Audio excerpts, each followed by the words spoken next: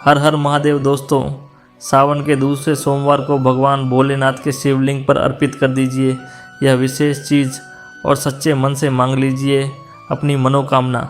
मान्यता है कि महादेव की पूजा में श्रद्धा से किया गया छोटा सा अर्पण भी भक्त के लिए बहुत विशेष बन जाता है। प्रिय भक्तों, सावन के दूसरे सोमवार की आप सभी को हार्दिक शुभकामनाएं और बधाई।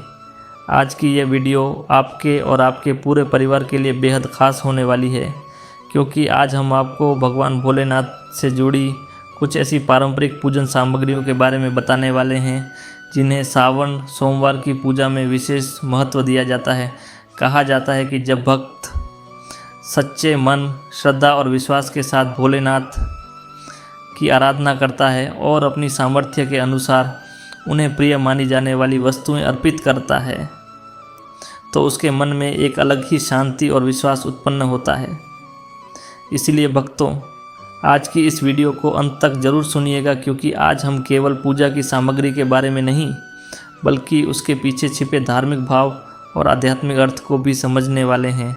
लेकिन आगे बढ़ने से पहले अगर आपके हृदय में भी भगवान भोलेनाथ के प्रति श्रद्धा है तो कमेंट बॉक्स में एक बार ज़रूर लिखिए हर हर महादेव, AUM नमः शिवाय और भगवान शिव से अपने परिवार के सुख, शांति, स्वास्थ्य और समृद्धि की प्रार्थना कीजिए। भक्तों, सावन का महीना भगवान शिव की भक्ति के लिए विशेष माना जाता है।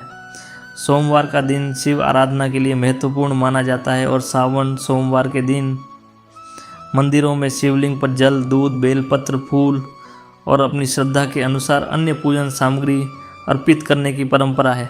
लेकिन यहाँ एक बहुत महत्वपूर्ण बात समझना ज़रूरी है। भगवान भोलेनाथ को प्रसन्न करने के लिए ये ज़रूरी नहीं कि आपके पास सोना हो, चांदी हो या कोई बहुत महंगी पूजा सामग्री हो। महादेव भाव के भूखे हैं। आपके पास केवल एक लोटा जल है तो जल चढ़ाइए, बेलपत्र है तो बेलपत्र चढ़ाइए, फूल है तो फूल चढ़ाइए, और यदि कुछ भी नहीं है तो शांत मन से बैठकर केवल AUM नमः शिवाय का जाप कर लीजिए, क्योंकि पूजा का सबसे बड़ा आधार वस्तु नहीं बल्कि श्रद्धा, समर्पण और सच्चा भाव है।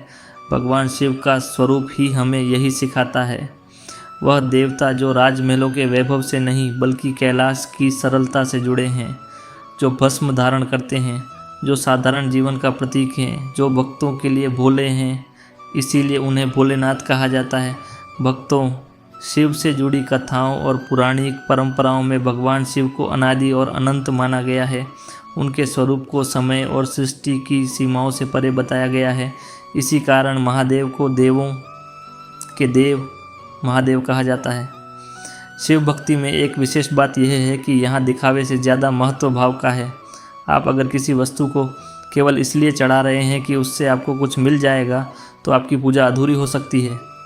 लेकिन अगर वही वस्तु आप प्रेम से ये सोचकर अर्पित करते हैं कि हे महादेव, मेरे जीवन को सही दिशा दीजिए, मेरे मन को शांत कीजिए और मुझे अच्छे कर्म करने की शक्ति दीजिए, तो वही अर्पण आपके लिए आध्यात्मिक रूप से बहुत महत्वपूर्ण बन जाता है। इसी भाव के साथ अब बात करते हैं उस चीज़ की जिसके बारे में आज हम विस्तार से जानेंगे। पहला अर्पण, काली मिर्च। भक्तों, काली मिर्च हमारे घरों में सामान्य रूप से इस्तेमाल होने वाला मसाला है, लेकिन कुछ लोक परंपराओं और साधना पद्धतियों में इसे विशेष प्रतीकात्मक महत्व भी दिया गया है। काली मिर्च को कई परंपराओं में तीक्ष्णता और नकारात्मकता को दूर करने वाले प्रतीक के रूप में देखा जाता है। इसी कारण कुछ भक्त सोमवार की शिव पूजा में काली मिर्च का प्रयोग करते हैं। यदि आपके परिवार या मंदिर की परंपरा में ऐसा करना मान्य है तो सावन सोमवार के दिन कुछ काली मिर्च के दाने भगवान शिव को श्रद्धा से अर्पित किए जा सकते हैं।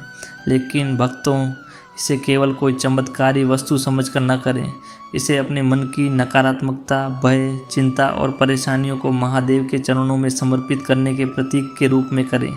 जब आप काली मिर्च अर्पित करें तो मन में कहें, हे महादेव, मेरे जीवन में जो भी भय है, जो भी चिंता है, जो भी नकारात्मक विचार हैं, उन्हें अपने चरणों में स्वीकार कीजिए। मेरे मन को शुद्ध कीजिए और मुझे सही मार्ग पर चलने की शक्ति दीजिए।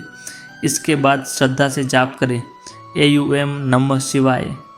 आप चाहें तो कुछ समय तक शांत बैठकर भगवान शिव का ध्यान भी कर सकते हैं।